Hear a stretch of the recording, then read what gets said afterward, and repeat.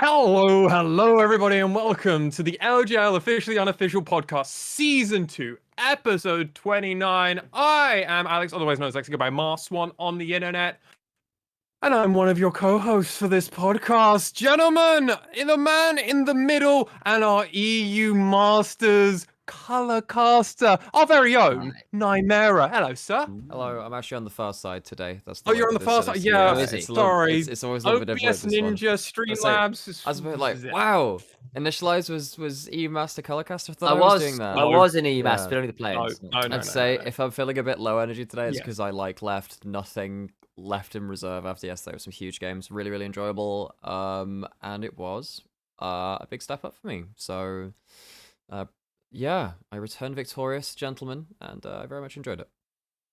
We're very proud of you. We're very proud of you. The man in the middle. Hello. My constant co-host when I am requesting people to make me look good, like today on Academy. Initia1ise. Hello, sir. How you doing? Long time no see. Feel like I haven't spoken to you in ages. Crazy. It feels like it's been like 3 years, right? Not 3 hours. Yeah. Hours, if that.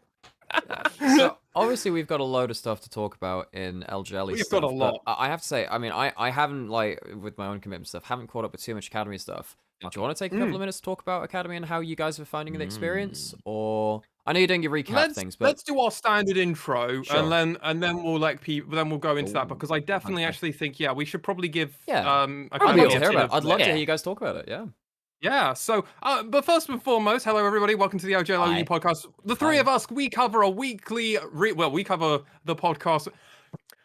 This is a weekly podcast. Jesus Christ, my brain, like, this is what 7 a.m. starts do to me, ladies and gentlemen. I shouldn't do it consistently. I was not functional this morning.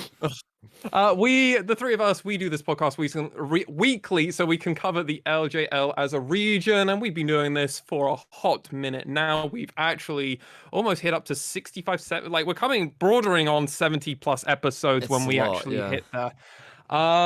And yeah, this week, what have I been up to? So I finished my second playthrough of Road 96. So I've currently been typing up frantically all about that. I've been producing some other content. Obviously, half of my life has just been LJL Academy at this Yes. moment in time. As well as also getting prepped for finals. We had the crazy Axis V3 series. Yes. It's been a lot since the last week's podcast, so it's been crazy for me, but I wouldn't have it any other way, really. I've actually thoroughly enjoyed it. I'm actually getting interviews as well for jobs, so everything's Really kind cool. of been on the up and up Good. this week for me. Right. So I've been having a pretty positive one. How about you, Initia1ise? How have you been, buddy? I've been pretty good, honestly. A little bit tired. Had some people over on the weekend, which was really lovely. Yes. But I am now quite tired. We had a special guest analyst in the green room. Yeah, we Pretty did. much. very very briefly. And now I am the sleepy. So doing pretty well. Yeah. You got a sick Genshin drop, dude. I did. I got the new banner drop today. Pulled pretty well on that. With some good luck has been mine today. So yeah, thus far pretty good. Just in need of a little bit more rest, which I'm hoping to get tonight. So there you go. That's me. Mostly fortuitous, so we'll take it. We'll Mostly, absolutely take it. Nymaera, obviously, you've already mentioned you've been doing the EU Masters, but what else have you been taking your time up and how are you doing, buddy? I'm doing all right. So I've had double vax now, so that's all well and Oh, good. thumbs up. That's all of us now, right? Sam's not had his second yet, I don't think. I think he's got that coming up. Isn't that right? That's Sam? right. Okay.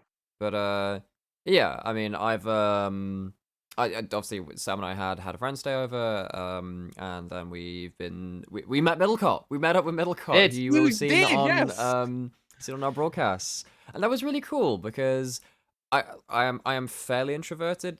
In not that I don't like social situations, but like there is a limit to how much I can like socialize in a day. There's a tank of energy I run through, but like I haven't used that in like a year and a half now, so it was good to kind of get a little bit of that out of the tank. And if it was a tank, it was overflowing.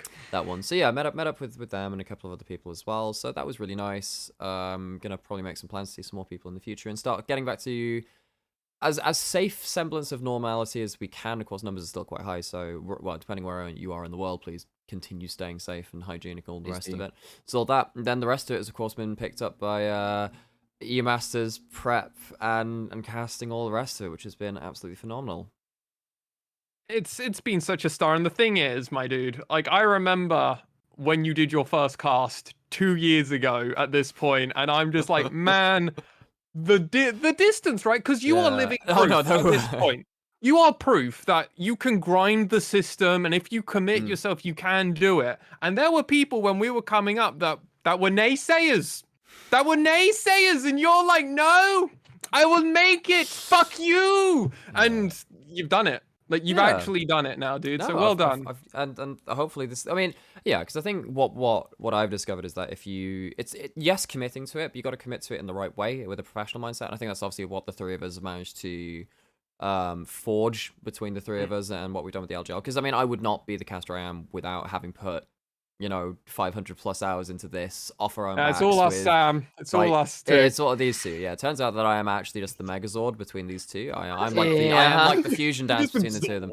Yeah, yeah, all of that stuff. But yeah, no, that's been really cool. But returning once again to the home pastures of LJL territory, a lot of stuff to get through today, and really, really looking forward to this weekend, actually. Absolutely. Ladies and gentlemen, you can find this podcast on all audio streaming platforms, including Spotify, Anchor. You can get it anywhere else except for SoundCloud, because I don't pay for that. You, though, can also find this podcast on YouTube if you're listening to the audio. We actually always have a video version on our Twitch. If you're a VOD person, you can watch it live when we do the live recording of this. Or you can just catch it over on YouTube, youtube.com/LJLOU. But with that said, ladies and gentlemen, let's get into the episode. And we're actually going to start off with LJL Academy as a slight deterrent from where we are. Because, yes, the meat and potatoes will come later, ladies and gentlemen. We will talk about Axis, DFM, and Rascal, just the playoffs and everything else. But Academy has been done, and we're now 3 days in. Initia1ise, as it was your first day covering Academy today, how did you find it? And what's the league kind of? It's been an interesting one. I feel like it's been quite split up. We've got quite a stratified league. There are certain teams that are clearly really on it. Then there's a kind of couple in the middle who are kind of nearly there. And then there's a few at the bottom who've been quite struggling, unfortunately. Okay. And, like, you look at the top of it, and, like, people like V3, pretty damn good. CGA were looking good, a little bit shaky today, but, still got some talent in there. And then you kind of got this sort of, like, crew of, like, the Hawks, Burning Core, and DFM, who've been a bit hot and cold, I think is the way to do it. And which often is with Academy teams. They really get it or they really don't. And you end up with this kind of mix there. I was like, what are we doing this stage of the game? Oh, no. And it goes to 40 minutes. You don't know what you're doing.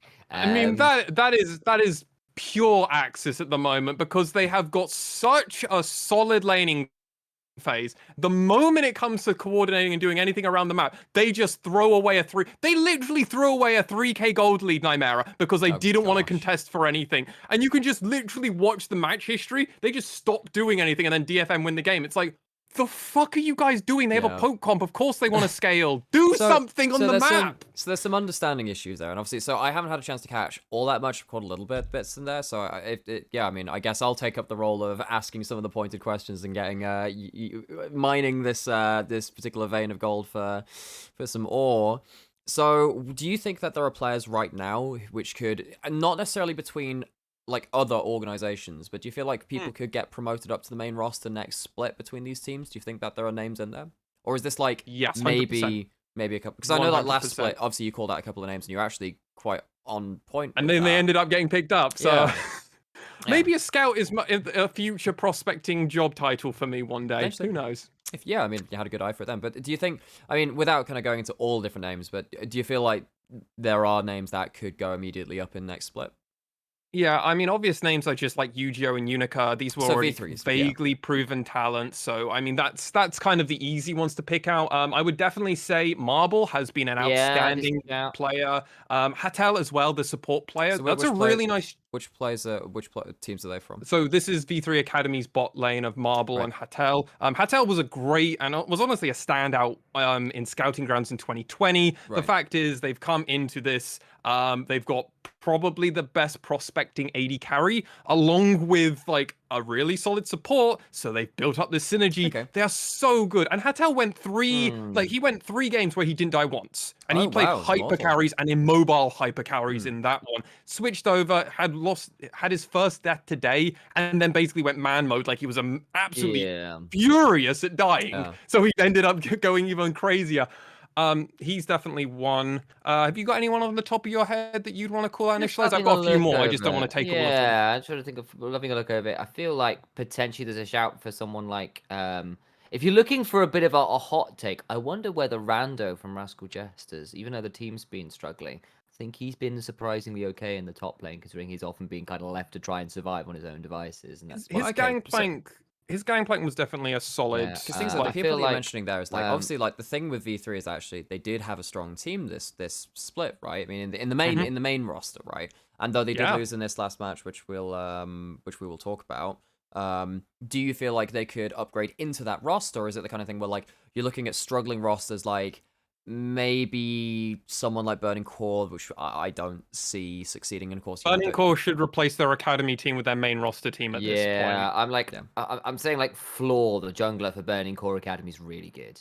He was the other name that's really it's the evolved version of Flawless, or like the prequel evolution of Flawless. There was a team fight he had on Viego where he did some absolutely insane steal into combos all over the place. So like where he basically so he like immunes something with stopwatch, kills Jarvan, steals Jarvan, then goes for flash, then flag drag against Cassiopeia, who flashes, so he flashes the end of the extension to knock her up. Heartbreakers to immune the petrifying gaze, steals it with the Heartbreaker, and then gets over the wall to get the Ash as well. It is a stunning series of mechanical plays. So, what I'm hearing then is actually, like we are actually getting some pretty high level plays, at least the fun plays, right? And that's big because for me, I think one of the problems with LJL scouting groundy kind of stuff is not just the fact that I don't know if the LJL's done a lot of development projects in the past. Also, it's like about marketing your players.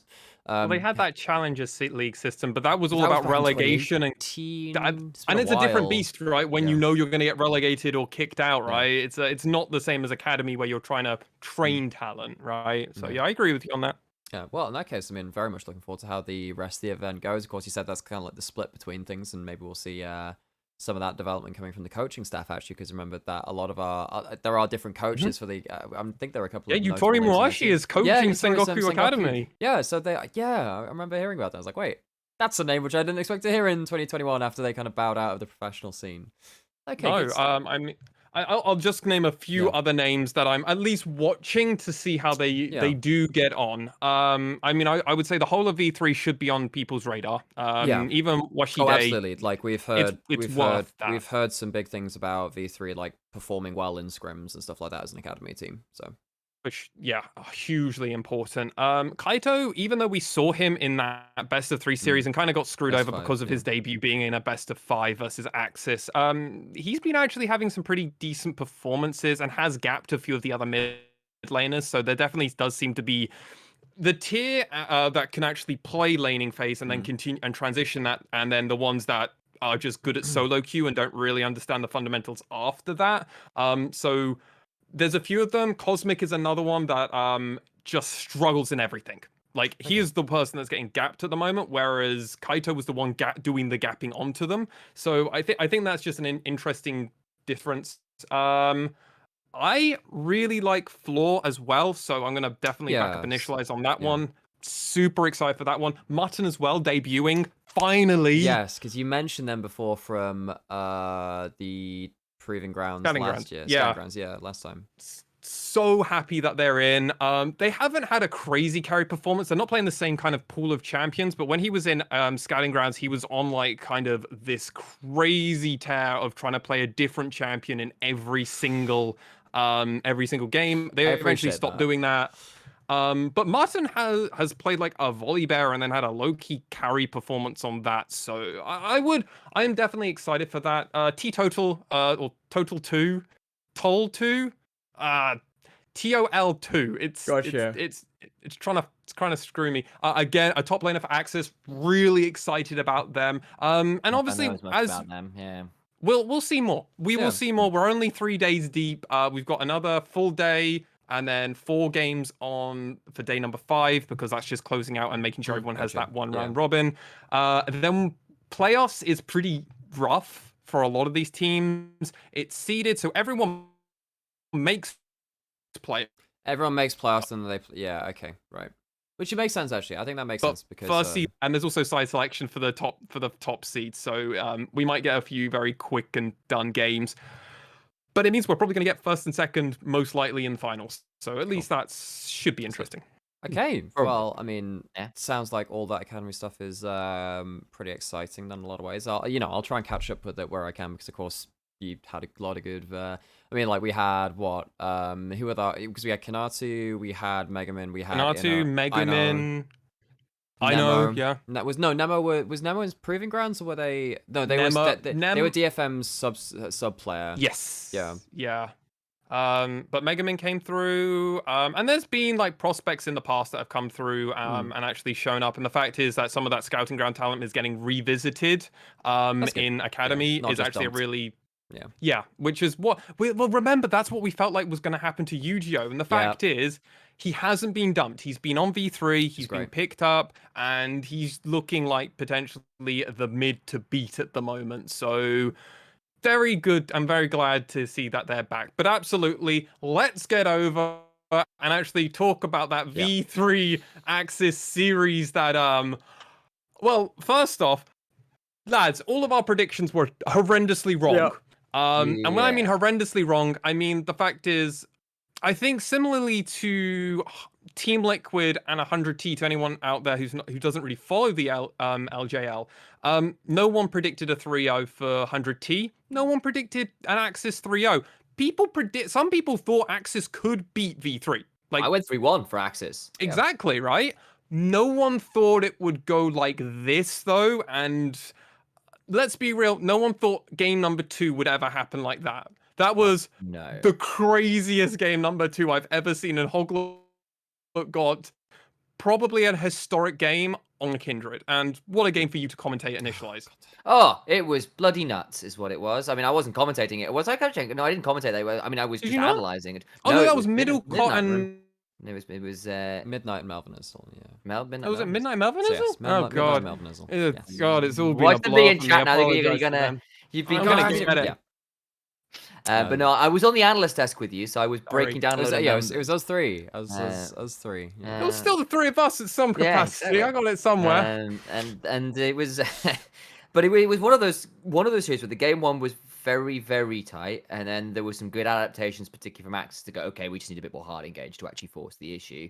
They do it. They add in the Kindred counterpick into Trundle, and Kindred gets a little bit lucky with some of the early marks, but Hoglet has always been a jungler that basically stamps his foot on the accelerator pedal. Now, whether that's driving over a cliff or up to heaven is a very volatile thing in recent sort of years, or recent splits, really. That has largely been a positive thing. Hoglet has been phenomenal for Axis this split in particular, but we don't have to look that far back to say sometimes he's tried a little bit too hard to run with the lead. Last time he ran good was when he was still on All Nights.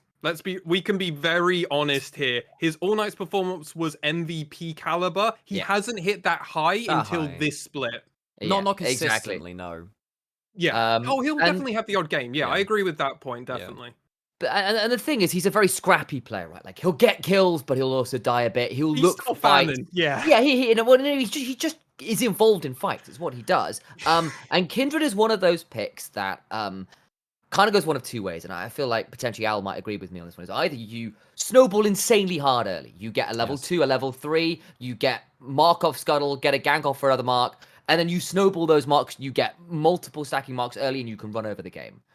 Or it all goes really wrong, and you get no marks, and you are really starved, and you're waiting for like 3 items, and a lucky scuttle crab spawn. Hoglet rolled the god tier of like marks, and then he managed to get involved with a load of early fights. He gets off to a ridiculous run, and then he's at something stupid like 7 marks pre-10 minutes. 7 marks pre-10 minutes. That is a second range increase pre-10 minutes. You're looking for first range increase by about 18. You're looking a mark. You want to mark every what 5 minutes? That you want 18. You want 4 marks by 18 is what you're after. So like 4.5 minutes. You're looking for a mark. He was like a mark a minute, pretty much. It was pretty stupid. And he ran over the game. Absolutely floored it. And normally we say Hoglet hands over the reins to Honey and all this kind of thing. He just didn't need to this game. He just did it all himself. There was a lot of doing your own stunts. Yeah, so it was 10 marks at 16:38 and 11 at 19:10. Damn. I haven't got any response about world records for kindred marks in a professional game. I believe he only ended with 11. I'm not sure if he got a 12th, but that is still an absurd amount. And the actual I feel like he did get that 12th, but I Maybe might just he did. be It might have been in the Nexus misremembering fight, and yeah. hoping like It he might have been did in the because I just Nexus want fight. it to sound even more impressive. Yeah. But either way, we probably broke some records as the LJL in terms of fastest. Oh, we're definitely to in the 7 and 10 region. for like fastest to 7 and 10 marks. Absolutely absurd. And I mean, like, it started off, of course, with Lucky Mark, but then just immediately ran bot and got a kill there, and then just like, it astounds me that he managed to get so many marks pretty much as soon as they activated, because there's a big bloody mark above your head, right? Melvin Yeah, is I mean, he also just goes on for the plays. stats, He it's just, I hilarious. mean, that's the deal with Axis at the minute. Is they do go for plays. And really it does do. help. And Hoglet's like, right, I've got the mark. We're going for the play, and it's like works out. And the problem is with that kind of snowball, like you just don't get to stop it. Not with the comps you had. I mean, like here's some stats from that game. He was at 613 DPM as a jungler, which was roughly 27.4% of his team's damage. He was at 612 DPM, as I said, and he's also like Only got 27. Just shows how good Axis are at spreading. So he got over a quarter of his team's gold as a jungler. He's 26.7%, and he was on about 5. It was nearly 600 gold a minute, 592 gold a minute as a jungler. That's nuts. That's genuinely high, really yes. nuts. I mean, look over his the Diana game. He's down. That was heavily sorry. accelerated. I think Lexi's audio cut out for a second there. I think we're good. Oh, am I back? You're back. You You're are. back. Ooh. I saw Okay. I saw movement of you, but not of audio, and I'm like, that's normally not how it works. Oh well. Continue, please. What were you on? I've said what I wanted to. That was a very silly kindred. Okay, game. you've said That all was those very stats silly. you wanted to. It was, I it was mean some that, silly and this stuff. was it, right? It was a ridiculous game. And honestly, I don't want to go too deep down this rabbit hole, but both of you two know that I love talking about tilt, the mental game, and everything else around this one. And the direction and trajectory of this series after losing a 55-minute game, and it's something I think you brought up, Nymaera, in the post game after game number 1. Winning a 55-minute game, you feel kind of relieved, and that's what Honey and Hoglet in their post game interview actually were saying. They were like, well, we felt really confident. We thought we could win this game. They did. And then afterwards, they were like, well, we just felt great. And they were like, even if we lose, I was having fun anyway. So I'm like, well, if Hoglet's having fun, that almost feels like Axis as a squad went into this series with better mental. And I feel like Hoglet is the mental player in Axis, maybe even in the LJL, because I mean, as you've said, Lexi and Sam as well, he's the mercurial player. He'll pop off and he'll hit the dumpster as well. I mean, I think a really good example of this is, I mean, he was the worst player in the league in spring 2020, thereabouts. Him and maybe Axis Eddie carry at the time, Hyde was similarly quite bad. But they would he was playing Rek'Sai and like diving towers and dying early and just making an absolute mess of things. But similar things happened in summer. But then like there was that one game, I think it was in Super Week versus Sengoku, who were top 2 at the time in summer 2020. And he just like completely mullers them with a volley bear, and suddenly you sat there like, okay, he's back. Let's see what can happen with that. Sadly, they didn't make playoffs, but occasionally we see this burst of form from Hoglet, and we saw that in this series. Of course, it wasn't him alone, but he was our series MVP by quite a long way. And a lot of it was due to that game too. But all 3 of the games were stellar from the player. Mm-hmm. Yeah, I mean, like, I'll throw in a little bit of praise also towards Honey, who played 3 very different picks, played all of them pretty damn well. I had the Varus into the Ziggs, into the Samira. All of them played very differently. All of them did pretty well. He's still up there as one of the hardest carries in the goddamn league. Hoglet kind of stole the show a little bit, but I think he was superb. Can I Can I use that point that you just set up, Sam? Because I'm going to steal that. He is the definitive carry. This is actually Honey's region now. Arya has not been playing a carry performance this season. He's not. Like, he's not been the carry for DFM. He has been one of the carries for DFM. His LeBlanc is great, absolutely. But Honey has been doing such crazy shit now. He's not doing the solo carry Arya 2020. He's more part of a bigger he's not machine. doing what he had to do. I'll agree with that. Yes. I'll agree with that, yeah.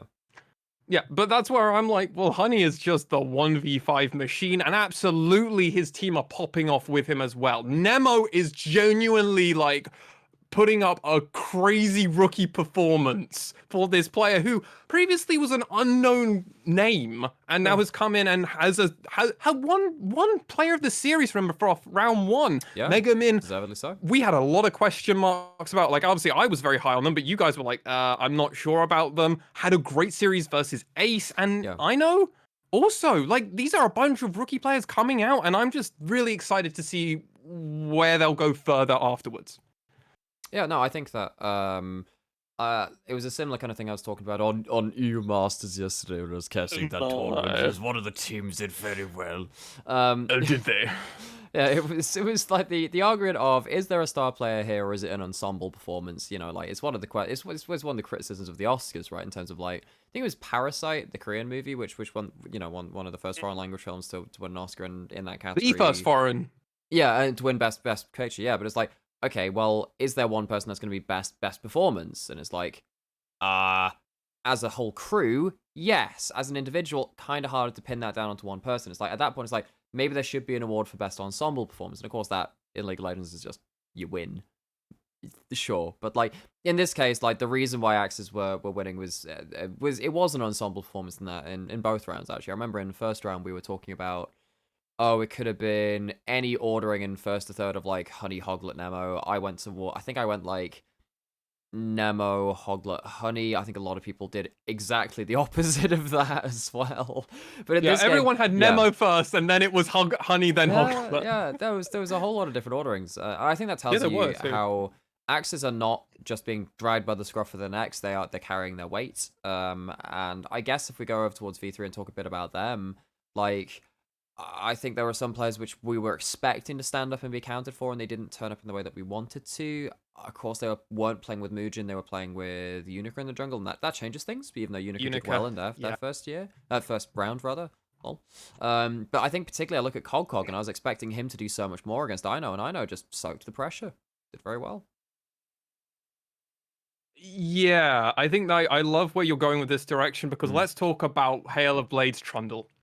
Because we have to. Hilariously enough, we fucking have to talk about Hail of Blades Trundle and the fact that Reiner got put on it. Like, yeah. I mean, okay. So we'll have this conversation in general.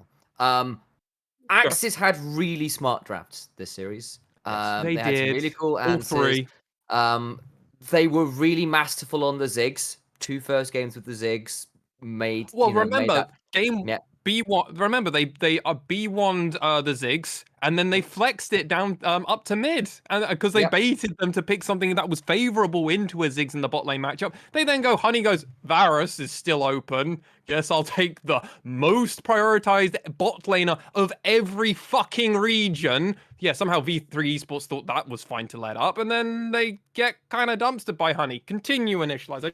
Yeah, and it's like if I take that point in. Yeah, if I take V3's drafts in isolation without looking at things like runes, like, you know, Hail of Blades on Trundle, which Nymaera disliked with passion. Domination tree is great. It's meant to get you kills at level 3. It's the secondaries, yeah. It's good at level 3 for kills. I mean, we saw that on Shaco support right from Nation, but, like, it gets past a certain point, and you really wish you'd taken Guardian.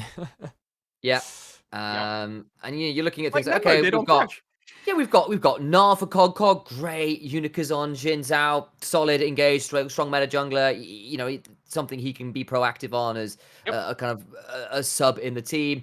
Ace on the Orianna, Hollow on Ashe. All of these things, like Trundle support is a bit of flair, but kind of works for the kind of thing. Like, all of that sounds fine. But then you kind of look over to the side and going, I'm going into Ziggs Varus with not a lot of ways to stop them being Ziggs Varus.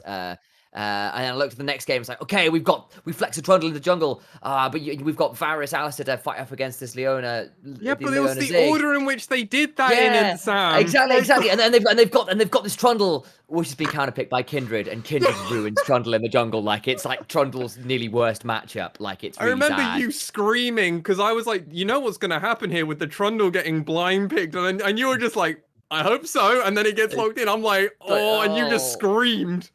Yeah, and then the last pick is like, okay, well, this time we're going to go all in with like Samira, Rel, and Diana to really throw people off the gloves. Like, that was such a good if game, I'm looking actually. and I'm looking at V3's draft, I'm like, there's nothing in here that makes these awful comps.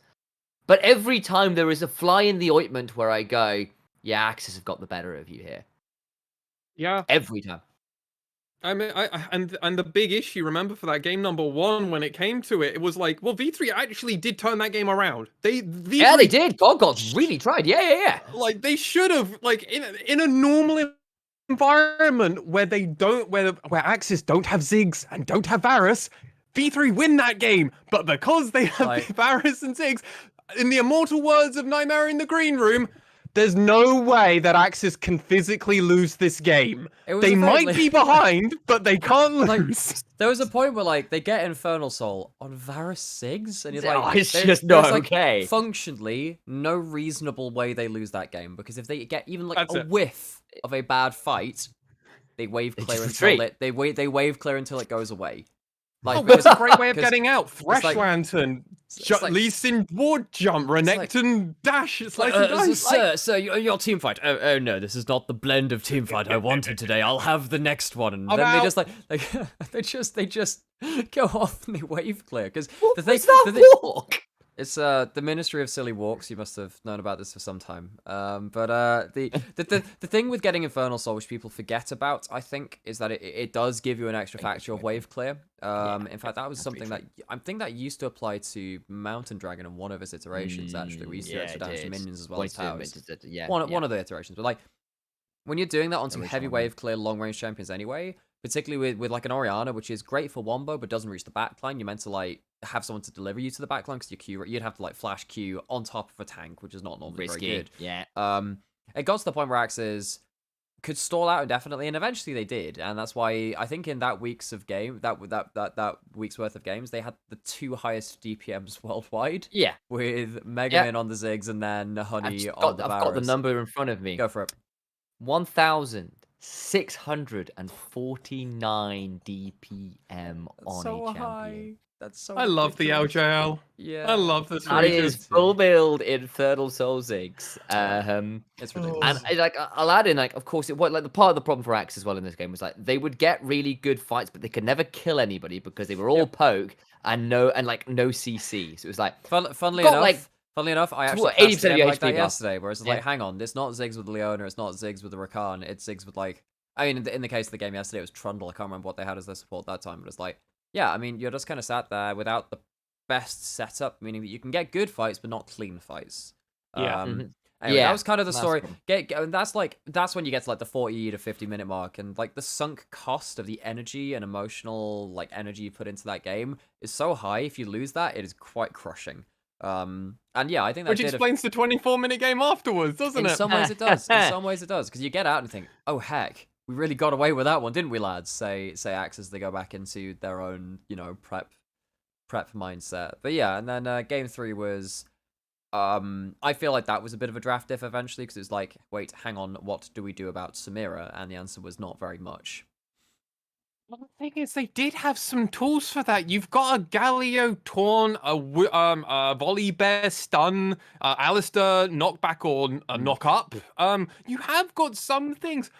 I mean, the problem is, Honey is very good at being difficult to get onto. Yeah, he is a very slippery player in general, because he's played majority hyper AD carries with 0 mobility and just rarely gets. They did have the Nara as well.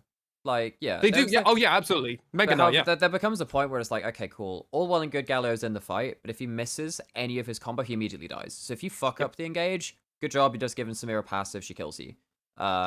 And that was like the same kind of case with most of them. Like with the Alistair as well, it's like if you miss the combo, if you miss the Galio taunt and they get out of it, and again, like it's not just the Samira in alone there. They have people like playing blocker for them too.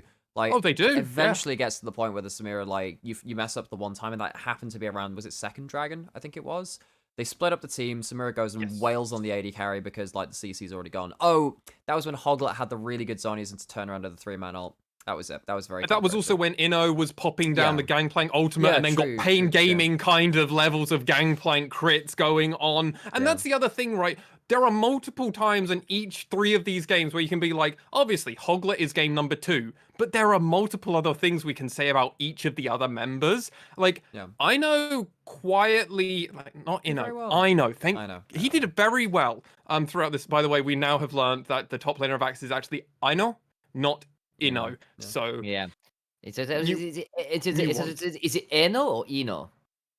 I know. I know. Okay, I know. There you go. Okay, I got it. No, it's cool. Good to know. And I mean, obviously, like, we'll get it right. Like Nemo had a great series playing 3 different champions.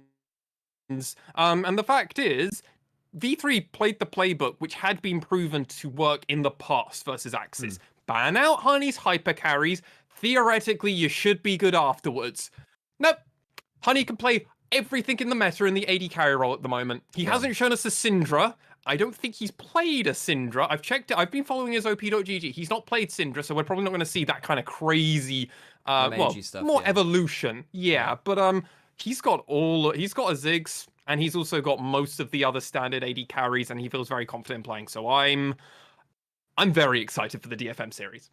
Yeah, so am I actually, because I mean, if we're gonna move on to that, because I think basically the thing with the Axis is like it was a 3-0. It was a 3-0 in different ways. I think we've covered them. Obviously, like I am kind of sad for V3 because I felt like they could evolve throughout playoffs and they kind of like hit. Well, they didn't have that good a read. However, unprecedented success for Axis, and they've always been like our little.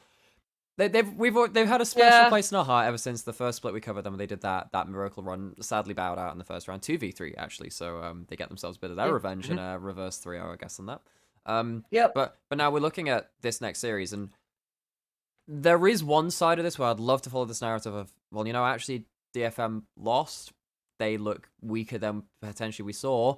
Looking back at the Juggernaut series, they realistically should have won that anyway.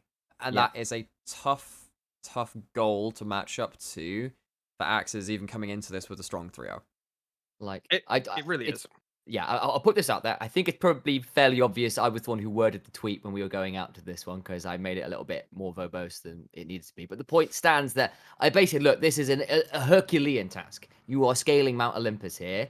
You have managed to take down V3, but you've got, in the space of 2 days, if you want Axis to win, DFM, with a bit more time to prep, and now they've lost some actual footage to see what the hell went wrong in our early skirmishes, which is always scary when you've got a team like that. Like, they will improve. They weren't that far off. They weren't that far off being really good, if you know what I mean. It wasn't like, oh my god, you're useless. 2, you got Rascal Jesters at the end of that, who will have even more footage to work with, and will also, you've seen, like, our strongest points. Oh, Honey and Hoglet. You're looking at Rascal Jesters like, okay, well, one of those is going to be going into Solid Secret. That's going to be like, you can't get, like, as strong as Honey is. We know what happens when Honey is not a factor in Axis games, and it doesn't look good, unfortunately. Like, the other teams are great as supporting cast or secondary carries. The thing relying on a series without Honey being the main carry is a scary prospect for Axis. See, that's what I love about this playoff series and kind of just this split in general for Axis. Axis really haven't done that very often. Because when they haven't been able to play through Honey, they've really not had to. And even when they have kind of had to. Oh, it looks like audio's died. Honey's still. It's never been great when they've. Hello. Oh, we got the occasional words of Honey. The audio, it's doing this thing. Like you're almost like catching up to your voice every so often. I think it's having a bit. But continue. But I think it's okay now. Recap for us, not the Rascal Justice players, but what you were talking about. Yeah, about Honey. Yeah, Honey. So Axis have been funneling a lot of their gold, regardless, always into Honey's pockets. Either with Rift Heralds, playing around the map, or commonly just giving kills in their direction. Megamin and Ino have had to sacrifice some gold in the past to actually give it into Honey. So I think Axis living and dying through Honey/Hoglet is kind of the fight or flight mentality they've gotten. It's gotten them a 6-0 in playoffs at the moment. Yeah. I mean, and this is V3. Like, V3 are not the pushover team. Again, I understand, yes, there was a substitute, but it wasn't meant to go like this. No. It was never meant to go like this. And the fact is, Axis felt convincing in one game, strong in game number 3, and it was going to be hard to lose game number 1 anyway. Yeah. They that just shows a lot of resilience.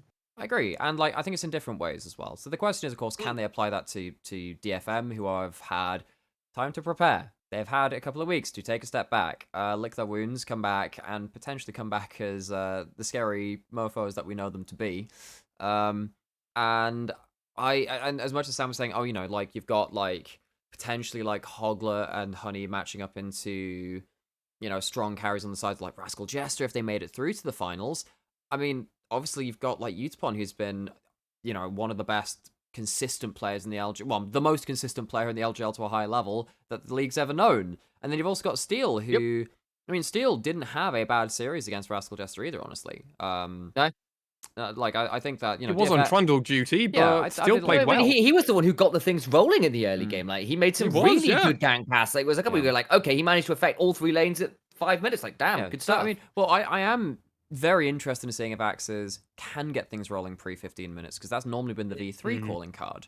And, of course, we saw that Axis got things very fast tempo very early on, particularly with the Kindred always being on the front foot, always forcing a response from V3.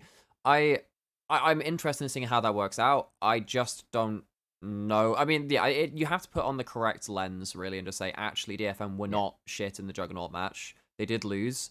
They probably should have won from game 2. They should have snowballed that a little better. Either way, this isn't suddenly DFM dropping off a cliff. This is them still being very strong, still having the best individual players that the LJL can field, mostly. And they could afford to have a bad series. They could afford to basically... I would not be surprised, lads, if we got told in a month or 2 time after Worlds that we get told DFM didn't prepare at all. They went into that Juggernaut match dry as fuck, and then they actually started practicing afterwards. I wouldn't be surprised, because if they're like, it doesn't matter, we're gonna make finals anyway, I'd be like, I mean, it's not very typical. But I mean, I wouldn't be surprised, and I'd be like, all right, fair enough. They're probably good enough to do it anyway. Yeah, it kind of felt like certain they've been practicing and prepping certain things, and certain things they thought they wouldn't need to think about got really picked apart, and it really caught them a bit flat-footed. So it's sort of things like, we saw the individual lanes actually looking pretty good mostly. Laning was solid. Yeah, like pretty good. But then it'd be sort of things like, okay, so we're going to go for this play. Everyone's going to come together at this point. We're going to go for the play. And they'd get caught out the step before everyone came together.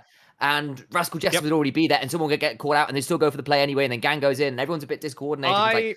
Oh shit, we've given over 4 kills, you know? You know when Ebby TP'd in game number 5 on Tom Kent, that exact moment came to mind when you said that. Because it's sort of like, right, we're going for this play. I'm coming in, and it's like, oh shit, everyone's dead, and I'm teleporting in. I'm going to die. And it's like, and it's actually, especially after the level 1 has gone so wrong, where Ebby has really dominated that lane, every single game that time, that series. First game where he has to burn his flash, dies for first blood. He can't pressure the lane as the time catch. He then ends up quite a long way behind because he can't play the lane aggressively. And then it's like, okay, well, the Tom Kench is a non-factor. He tries to come for play, he's not tanky, he dies. And you can sort of see these little snowball effects. And I think Jesters actually had like found some chinks in the armor that DFM weren't aware they had. Which is real credit to the Jesters for playing super well, but also serious credit to their preparation.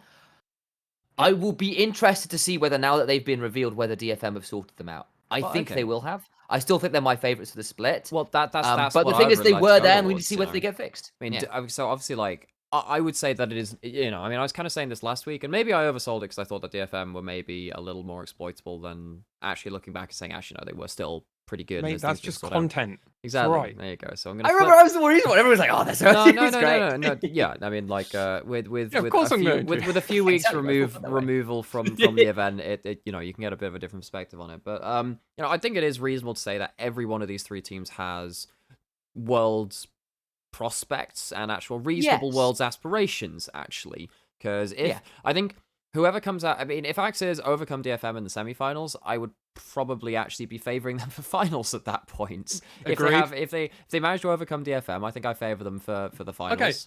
So are we saying the real finals is actually Saturday?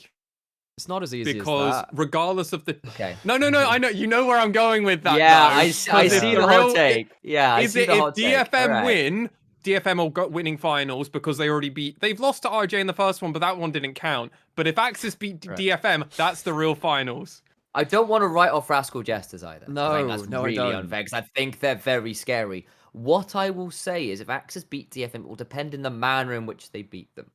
Of course, Because if it's like, okay, Hoglet gets things rolling early, really snowballs it, puts DFM onto the back foot, and DFM on the back foot at about the 10-minute mark make dumb errors, and all the while Honey and Nemo are crushing bot lane. They get themselves all the play off the chaos that's been going on around the map, and they snowball from that. I go, okay, Rascal Jesters are in trouble here, because those are some things that you could do against Rascal Jesters and have a really decent chance of victory. If it comes from, like, really dumb late game team fights, I'm going to be more worried for them. Yeah, I think in a lot of ways it's about how these teams pivot in the draft for me, because one of the things that I had a problem with DFM is that they didn't necessarily understand they were falling into certain traps they were going to. And if they suddenly seem more aware of what their blind picks are and what they can't afford to be blind to pick against, that's going to be a big step up for me. And I think if DFM do sort out that drafting issue, I don't see how Rascal Jesters take a best of 5 off of them unless, like, again, something happens overnight and they get some really good info off that one best of 5. But I'm excited for this weekend of games. I think there's a lot of learning to do from DFM, and I think that these other teams have a realistic shot of taking down, the old titans of DFM and actually going to Worlds. And this would be a new Worlds representative for the LJL if DFM don't make it. That'd be very exciting. Do I think it's good for international prospects? Difficult to say, because if they do have a better understanding of DFM than DFM in a draft setting, that's obviously a big selling point for them. But if they don't have the individual brawn, then we're gonna have the V3 problem again. Yeah. So, is that possible? Has anyone truly figured out DFM? Because the DFM I know won't do the drafting that they did versus Rascal Jester. No, they shouldn't. They shouldn't. Yeah, So I'm of the opinion, and I agree with you, Nymaera, from what you said earlier. DFM haven't shown half of the cards in their deck. No. They have got so much more to show, and I'm not trying to make a Twisted Fate jab, but I think we'll see Twisted Fate in this best of 5 series coming up to this weekend. We should do, And Aria is going to be horrendously scary, because I feel like we're actually going to start seeing champion pools that DFM have, and we know they have, flexed. I think like the fact that DFM showed what they could do on Rise in game 1, didn't go back to it. MTF in the pocket, didn't go to it. That I almost wonder if they were trying to play different styles and just out muscle Rascal Jester when they could have just played through global mids. Yeah, I think way. they tried to. They're very good at playing around that kind of style. And I think it's what it spoke to me of a little bit was DFM had in mind that certain things were really big power picks for them. And they didn't turn out to be quite as powerful as they anticipated, or things went a bit wrong which turned them out. So I think the Tom Kench, for example, for Ebby, looked fantastic in game 4. And then game 5 was like, well, it didn't look fantastic, but is that Tom Kench's fault, or is that just the level 1 going so horribly wrong? And I think it's probably the level 1 going horribly wrong. It's also things like, okay, you've gone for the Gnar, which is, pretty high tier, but like there are options into it. And that kind of thing where it's like, okay, you've kind of really prioritized the Varus, which in fairness is a very high priority pick, or things like the Ashe, which again, despite some mixed results in certain regions, is relatively high priority. You can sort of see that the logic here, but it's like, okay, but they didn't necessarily, like, there are answers to these things, and to assume they're kind of like, what the read on what was S tier, I'm not sure was entirely correct. It's like, okay, this A tier is actually S tier, which I had a little bit of my discrepancy in my mind a little bit. It was like, I wonder whether, coming into this next weekend, whether we see Ebby pivot towards more maybe a Camille, might be nice to have him on or something like that, or bring out a Wukong or a Kennen. Just play a Renekton. Like, he hasn't played a Yeah, he's played Renekton in a all while, yeah. playoffs yet, and it's like, Sure, there's yeah. a lot that we know Ebby can bring out. Yes, we know Nara is his favorite thing, but I mean, that game's such an interesting way, and I think you've set it up a really nice way for game number 5, because what happens for DFM if that level 1 doesn't happen? Like that, right? Like, if no one dies from DFM... Well, we saw the late game team fight, yeah. Right? The late game team fights, the last 2 were really good. There's always a chance if that never happens, Rascal Jester don't get that lead, that it actually maybe is a fairer thing. Obviously, this is all hyperbole, that we can only make vague assumptions and assessments, but it was very... It was very un-DFM-esque for that to have happened to them. So are we saying whoever wins out of Axis DFM is going to win the finals, or I don't think it's ever like wins the finals. I think it's favored. I think that. Okay. Lower bracket run final. I think so. We have seen DFM do like crazy semifinals. I mean, the problem is like it is semifinals into finals run. It's one day after each other. We know that DFM can do that. They did that back in spring 2020. They looked really good. They almost did it in summer 2020 as well, when they went through the lower bracket rather than the Juggernaut match. I think if DFM win and they look, and again the draft problems come out, then I would favor them. But then like it feels like it's almost doing a disservice to Rascal Jester for playing so well before that. But I do feel like almost having that extra run up against such high caliber opponents in DFM or Axis in terms of who makes it could give them the edge in the final. So I'd probably stick with that and say, yeah, the winner of the semifinals is probably favored for me in the final day. Initialize, what about you? Can you bet against DFM? No. There we go. That's what I thought. But again, the thing is, there are more doubts than before because we came in pretty confident. We were expecting some like real curb stomping. Didn't happen for a number of reasons, and part of it is, the likes of Rascal Jesters actually were really good, and part of it was some weaknesses I don't think DFM necessarily expected to be exploited. That said, I expect them to be back in the finals, and I expect them to come in with a little bit of spice to work with. So I'm expecting at the end of this weekend DFM to come out on top, but I am hoping we get some great series along the way, and there is a solid prospect, as Alex said, for all of the teams coming into this weekend to have a reasonable chance, a reasonable belief to say we are the team that should go to Worlds. Now remember, when DFM do eventually go 3-0 against Axis and then 3-0 Rascal Jester in back-to-back games, how do we save face, gentlemen, when we're like, we thought this might be really competitive, but actually DFM just engaged the thrusters and... Honey too Who? good. Honey? No, I mean who? But DFM... But DFM win. Oh, Aria too good. Right, okay. Good, sure, yeah.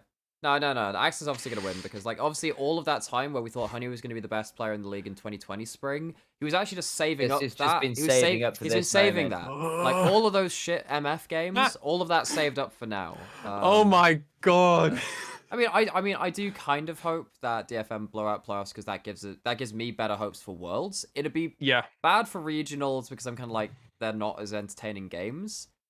But it's better for Worlds if we have a on-form DFM that could play any given style at that level.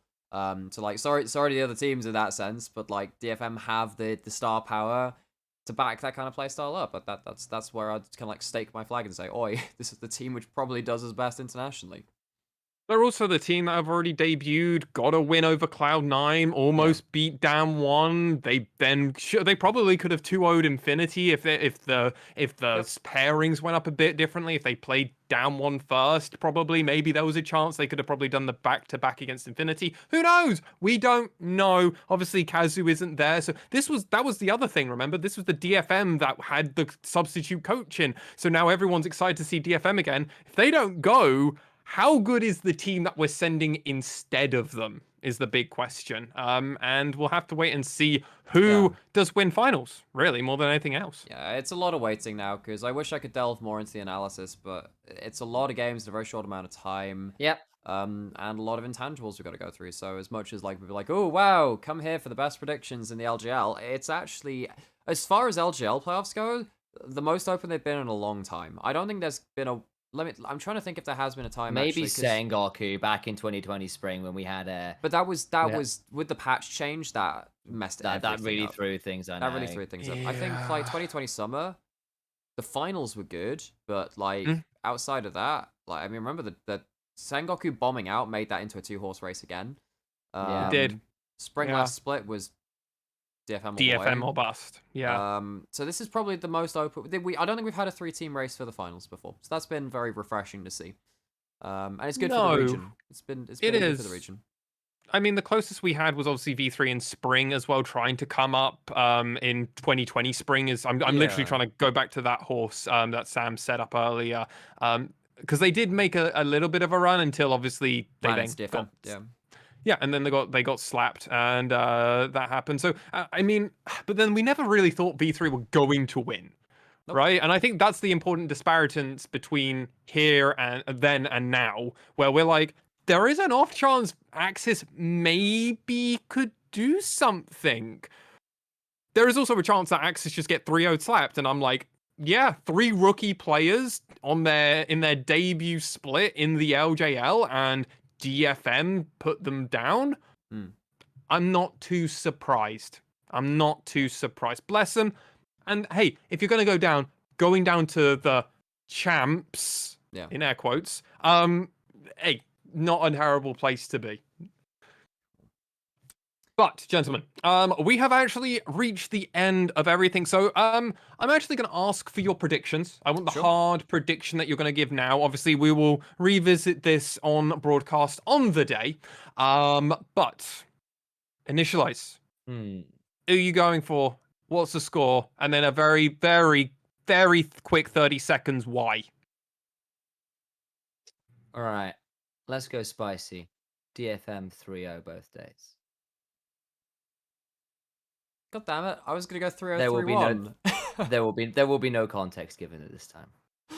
Okay. Nymaera, no context was given.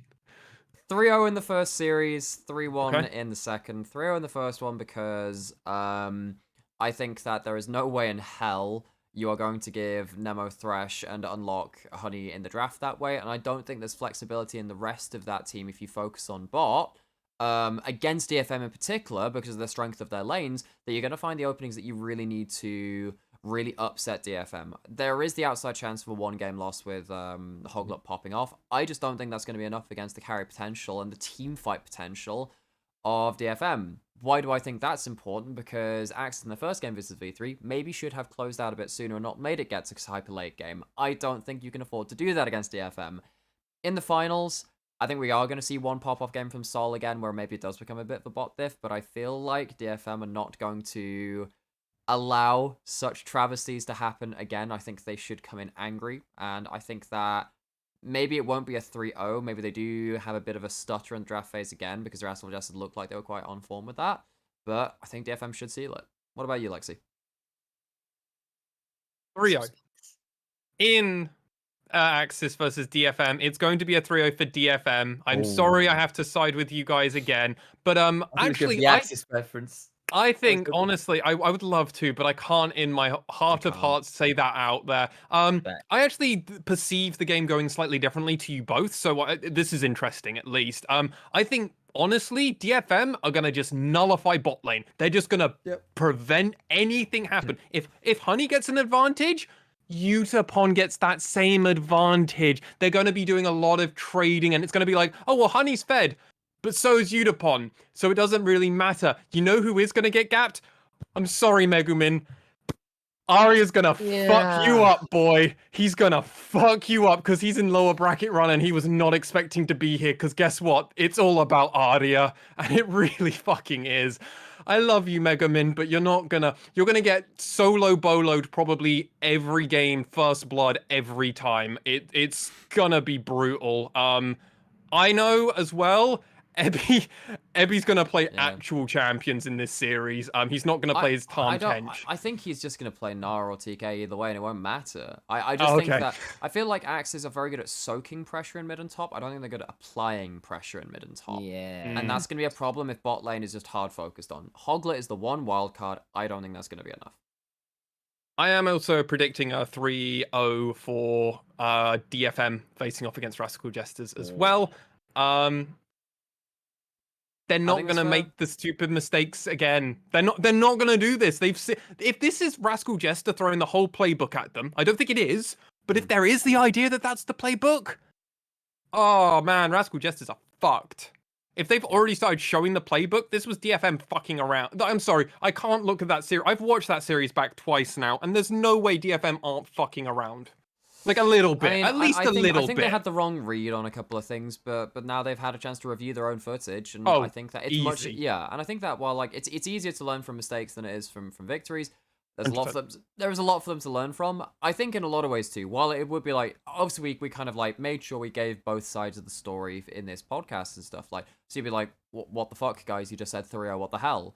In some ways, love Axis. We love these teams, but also the other side of it is that I have kind of got this extra external thought process of this is the only way I feel good about DFM at Worlds. If they smash these last two, they should have smashed already. They didn't.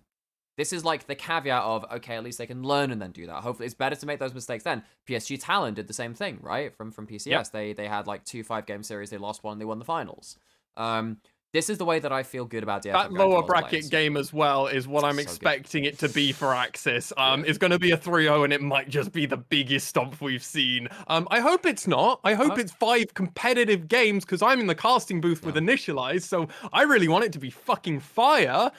But it also might just be a 3-0 stomp, and my analysis is mostly, DFM online.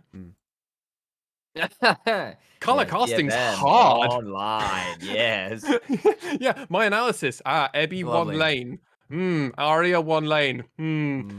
This game's hard to analyze. They're very good at converting their leads into other leads around the map and improving the game state. Yes. Anyway, gentlemen, I think we've probably put that point to death at this point in time. What they say? Is there anything else you gentlemen would like to say? Because we could keep waffling, but honestly, I think we're at a very good place. I think it's a little bit of a short podcast, which never happens. So you're witnessing history here. But I mean, unless people have got questions they want to ask in chat, I'm happy to put this one into the record books. Let's keep it short. Sweet. I'm quite quickly checking. It seems like we're probably pretty good. So. There we go. With that said, ladies and gentlemen, this has been episode 29, season 2, episode 29 of the podcast. You can find myself at MaskedSwan, Nymaera on the opposite side at Nymaera, and Initia1ise at Initia1ise with a 1. He might change it to Initia1ise Cast at some point. Who knows? Who knows? Maybe we'll set that up as a redirect account. Who knows? Who knows? But with that all said, thank you so much for listening and or watching, and we'll see you all very, very, very soon.